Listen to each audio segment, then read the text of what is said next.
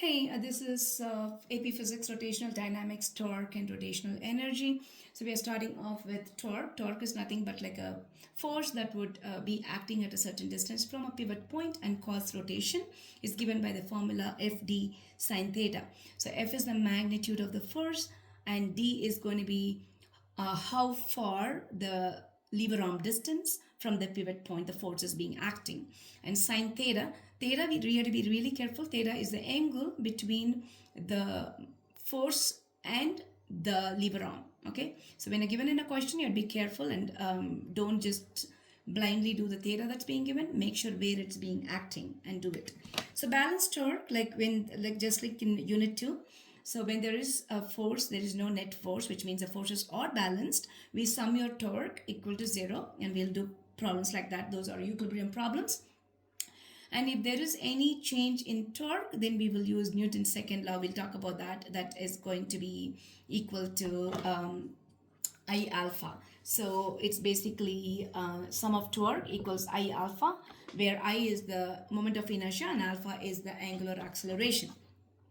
And starting on, we know that on the basics, omega is your angular velocity given by theta over t, and alpha is equal to omega over t, right? And all your kinematics equation, the big files, will the linear ones that you have learned is going to just translate into this rotational values. And you also have to keep in mind very important formula. The analogy is going to be r omega is v, and then r times a is going to be alpha, s equals r theta. So these are some things that you will be used to have to use in problems. And then we will also talk about angular momentum in detail. That's given by letter L. Just like linear momentum, which is equal to mv, here angular momentum is equal to I omega. What is the inertia? Inertia is basically the resistance an object will show to cause rotation. So which means higher the inertia, it's going to be slowing down. So if you're talking about disc versus hoop, the disc, the mass is like evenly focused, right? Whereas the hoop, the mass is spread out to the edges. So inertia for the hoop is much higher than the inertia for the solid, which will make the hoop will be slower compared to the disc. So if you're going to roll a disc versus a hoop, the disc will be the winner. Okay, and then next is change, just like change in angular momentum, just like impulse. Like change in momentum is impulse given by ft from momentum unit. We know that. You could kind of like remember that and do, for instead of force, you're going to do the torque, and t is your time. This is a formula. I'm not sure it's given in there, but it is widely used in some problems to solve. And just like we have the motion time graphs in unit 1, we also will have the theta t, omega t, alpha t, your slope, area under the curve, just like the motion graph from kinematics still works here. And remember, your angular momentum is always constant unless there is no external torque to kind of like change it. And if you're given a tau t graph, which is your ft graph, area under the curve, it's just like impulse, how you would do in momentum. This is going to be change in angular momentum. And if you're given a change in angular momentum versus t graph, and you know the slope, which is your rise over run, is going to give you your torque. All your inertia formulas, like for each different shapes, will be given. You don't have to memorize it. You will just have to apply based on what if it's given for a rod, you're going to pick up something for when it's rotating through the center or at the end. You need to pick up properly and use it. Okay, next we move on to the topic of rolling versus sliding. So first of all, the sliding is pretty straightforward. It's like you can think of a sphere or a block just slides on a surface, because it's just like moving like that, just like on an ice. And if you see that the point of contact on the ground, it remains constant. It's not even moving from the place. So in this case, there is no angular rotation. It's only going to be translational velocity v. And the next part is your rolling, where friction is acting as a force that causes the torque. If you would see here, the friction is acting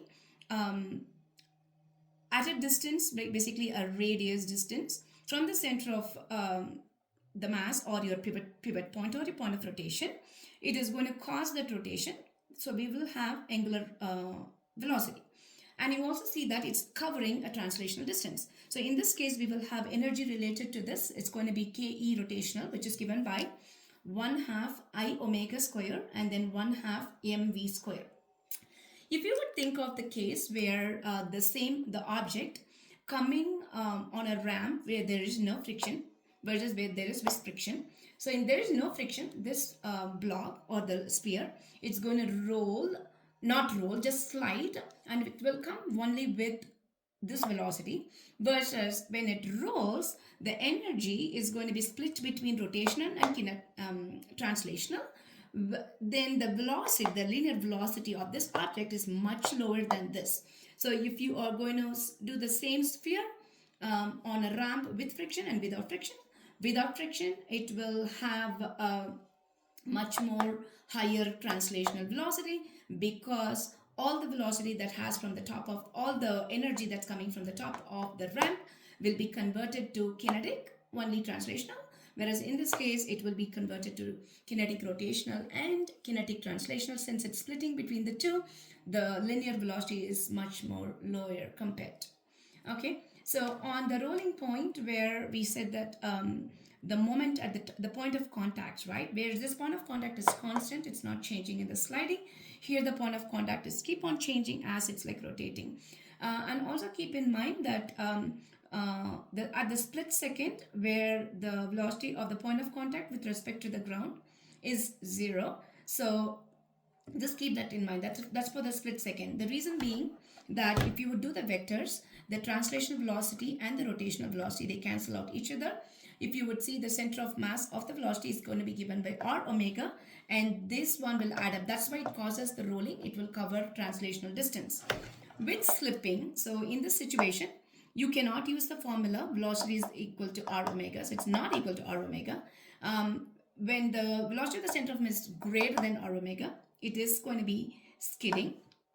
If it's less than, it's going to be spinning. So these are not the ideal case. You do not want the situation like this. So this is what is ideal for any cars or bicycle to go without skidding or spinning.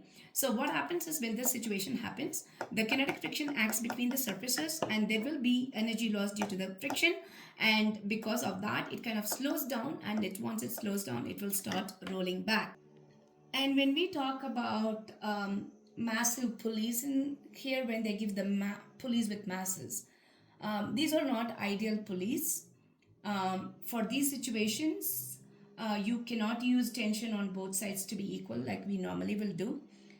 Like usually in the Atwood machine problems in Unit 2, we were dealing with massless pulleys where you can use tensions on both sides or same. We can't be using that. So also keep in mind when you are drawing the free body diagram for a pulley in the situations like this. So let's say we have T1 and T2. Remember, they are not equal.